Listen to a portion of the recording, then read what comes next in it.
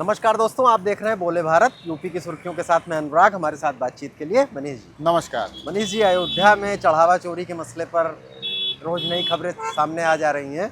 वकीलों ने भी अब हंगामा शुरू कर दिया है। पहले चंपत राय को एक तरह से धमकी दी थी वकीलों ने कि आप अयोध्या छोड़ के चले जाएं। आज भी वकीलों ने वहां पर काफ़ी धरना प्रदर्शन किया और थाने में जाकर एक तहरीर दी है।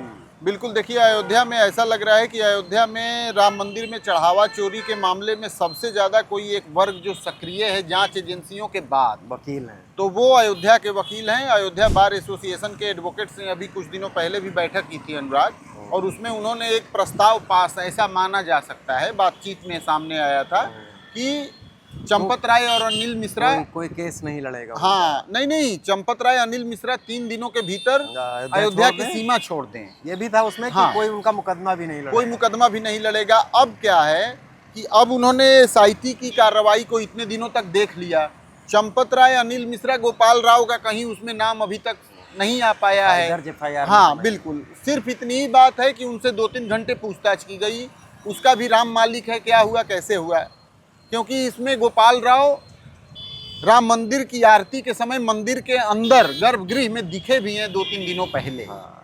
तो वकीलों का गुस्सा इस पे भड़क गया कि अब इसीलिए उन्होंने चंपत राय, अनिल मिश्रा और गोपाल राव के खिलाफ थाने में तहरीर दी है कि इनके खिलाफ भी मुकदमा दर्ज होना चाहिए।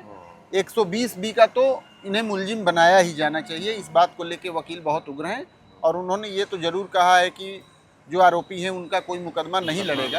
हालांकि एक चीज़ और भी है, न्याय की लड़ाई में किसी को इस तरीके से उसके न्यायिक अधिकार से वंचित नहीं किया जाना चाहिए। तो कम से कम नहीं ही कहना चाहिए, वो कानून समझते हैं और भारत का कानून हर आदमी बिल्कुल। लेकिन उसके तर्क में अनुराग ये देते हैं कि यदि आप नियम कानून की बात कर रहे हैं तो नियम कानून के मुताबिक सारी चीजें कहाँ हो रही हैं। वकीलों का ये भी तो तर्क है। तो इसलिए अयोध्या में ये चल रहा है। अब पुलिस के ऊपर बहुत इस बात का दबाव है, वो इस मामले में आगे कैसे जो विधिक कार्रवाई है या जो मुकदमे की कार्रवाई है उसको आगे बढ़ाए। SIT को 15 दिन का और समय दिया गया है, तो अब इससे उम्मीद बंधी है कि जरूर उसका जांच का दायरा बढ़ेगा। और इस मामले में जैसा कि योगी आदित्यनाथ ने कहा था कि दूध का दूध और पानी का पानी होगा, तो शायद लोगों में फिर से भरोसा कायम हो सके। और देखिए, अनिल मिश्रा, चंपत राय और गोपाल राव ये संदेह के दायरे से बाहर नहीं है, लेकिन चूंकि इन पर डायरेक्ट अभी तक कोई इनका नाम लिखा पढ़ी में नहीं सामने आया है, इस वजह से वकीलों का गुस्सा लोक मानस में इनके नाम चस्पा हो गए हैं। और दरअसल लोग अच्छा, दूसरे इसमें और एक गुस्सा बढ़ गई ना कि चंपत राय के समर्थन में एक नैरेटिव चलाया जाने लगा सोशल मीडिया में कि वो तो तपस्वी हैं और पूरी जिंदगी राम मंदिर आंदोलन के लिए संघर्ष किया है, बिल्कुल सादगी से रहते हैं। हाँ, मोहन भागवत उनको एक फटका पहना रहे हैं, उसका वीडियो बहुत वायरल किया जा रहा है।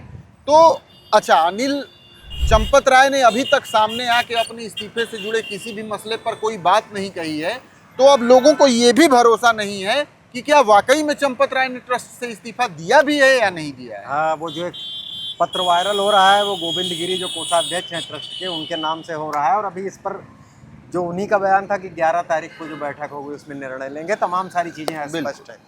अगली खबर पर आते हैं मनीष। एक हादसे में जो विधायक हैं ब्रजभूषण राजपूत, चरखारी के विधायक हैं, अभी कुछ दिन पहले चर्चा में रहे थे। उनकी गाड़ी क्षतिग्रस्त हो गई थी और वो बाल उस हादसे में बचे। उसके बाद जो है, इस हादसे के बाद उनके पिता गंगाचरण राजपूत ने कुछ हत्या की साजिश जैसे आरोप भी लगाए हैं, क्योंकि जल शक्ति मिशन में जो है स्वतंत्र देव सिंह जो मंत्री हैं उससे उनकी जब उन्होंने उनकी घेराबंदी की थी, वहाँ पर ग्राम प्रधानों के साथ घेर लिया था, तब बड़ा चर्चा में आए थे और ये रूठने मनाने जैसी भी बातें थी। बिल्कुल। तो इसलिए ये एक तो हादसा है और दूसरा जो पिताजी के उनके आरोप हैं। सांसद रहे हैं, वो भी हमीरपुर के पुराने नेता हैं, बिल्कुल, कई बार विधायक रहे हैं। बिल्कुल अनुराग, इसमें कोई दो राय नहीं कि ब्रिजभूषण राजपूत बाल बचे हैं इस दुर्घटना में। यदि उनके ड्राइवर ने गाड़ी सड़क से नीचे नहीं उतार ली होती तो जो ट्रक की चपेट में उनके एस्कॉर्ट की गाड़ी आई, ब्रिजभूषण राजपूत की गाड़ी, गनर वगैरह सब घायल भी हो गए। उसमें गनर घायल हैं, ड्राइवर घायल हैं।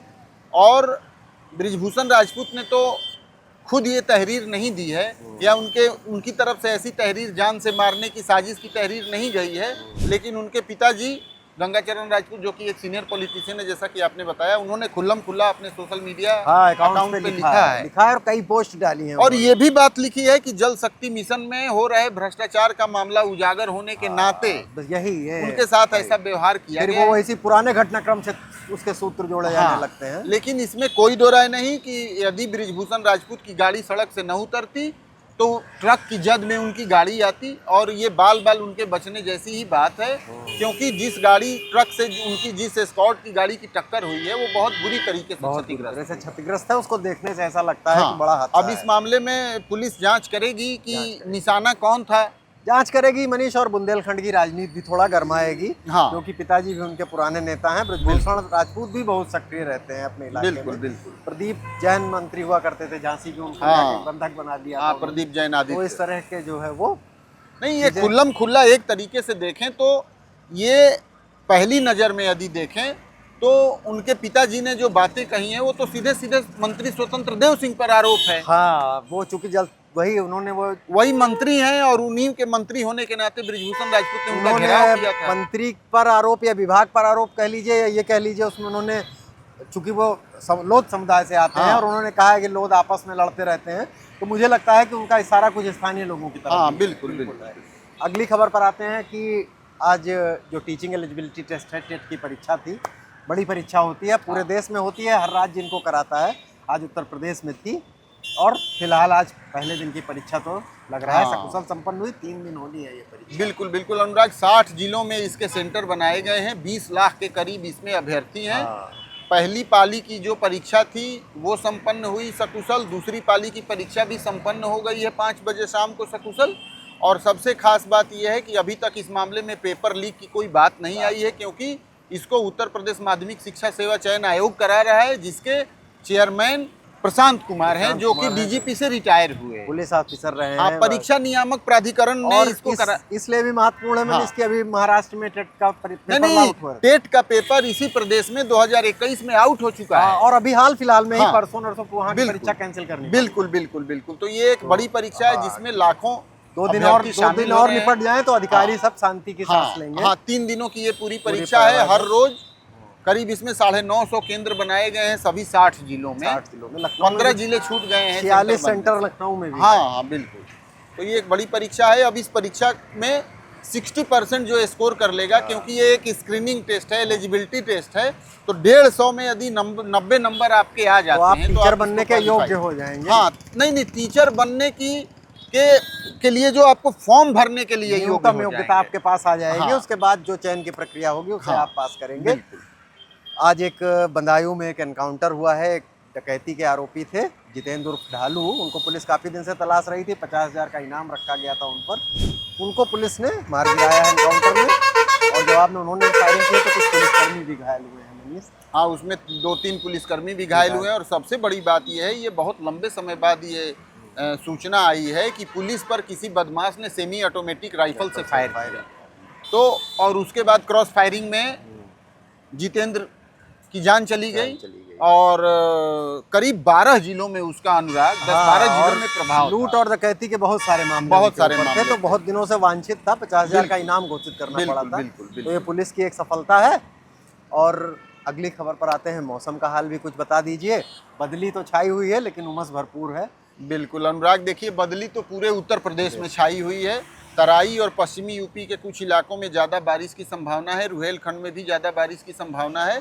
लेकिन लखनऊ को शायद ये नेमत, ये सौगात मानसून के इस स्पेल में ज़्यादा न मिले, तो लखनऊ में तो आपको बदरी और उमस के बीच ही बिताना पड़ेगा। लेकिन जो हीट वेव था, 40 डिग्री टेम्परेचर, तापमान कम हो गया हाँ, है। उससे कम हो गया है, लेकिन तकलीफ कम नहीं हुई है। उमस ने उसकी जगह ले ली बिल्कुल है। बिल्कुल। तो इसीलिए देखिए लखनऊ में अभी तक जोरदार बारिश नहीं हुई है। आज सुबह भी हल्की बूंदाबांदी कुछ इलाकों में हुई थी। और मौसम विभाग के अनुमान के मुताबिक अगले 24 घंटे के बाद इस स्पेल में बारिश अब पूरे प्रदेश भर में थम जाएगी, क्योंकि बंगाल की खाड़ी में उड़ीसा के पास एक साइक्लोनिक सिस्टम डेवलप हो रहा है, जहां लो प्रेशर एरिया क्रिएट हुआ है। उसकी वजह से मानसून की रफ्तार में ब्रेक आएगा। लेकिन 7 जुलाई से मानसून का दूसरा स्पेल एक्टिव होगा, जिसमें अब देखना होगा किन किन इलाकों में ज़्यादा बारिश होती है। लेकिन ये ज़रूर है कि ना के मुकाबले कुछ हाँ की स्थिति है। और कुछ नहीं से कुछ तो बेहतर है ही हाँ, है। लेकिन ओवरऑल ये है कि इस मानसूनी सीजन में परेशान सब लोग रहने वाले हैं, क्योंकि अल नीनो के प्रभाव के कारण मानसून की इंटेंसिटी में उतना दम नहीं है, उसकी तीव्रता नहीं शुरू है में और भी बारिश कम हो। आशंका जताई जा रही बारिश थी कम कि हो। अल नीनो मानसून को प्रभावित हाँ, करेगा। बारिश कम हो। तो यही इसी के साथ यूपी की सुर्खियों को विराम देते हैं। कल फिर नई सुर्खियों के साथ हाजिर होंगे। देखते रहिए बोले भारत। नमस्कार, धन्यवाद। नमस्कार।